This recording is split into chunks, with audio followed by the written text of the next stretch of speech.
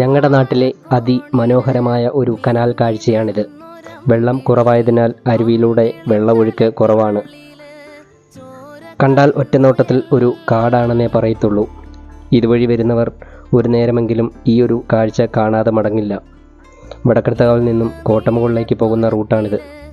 പിന്നെ വന്യമൃഗങ്ങളുടെ ശല്യമുള്ളത് കാരണം ഇതുവഴി ഒറ്റയ്ക്ക് വരാതിരിക്കാൻ നോക്കുക. ചില സമയങ്ങളിൽ ഇവിടുന്ന് ഒരു പ്രത്യേകതരം കാറ്റടിക്കും. പിന്നെ ചുറ്റിലുള്ളതൊന്നും നമ്മൾ അറിയില്ല.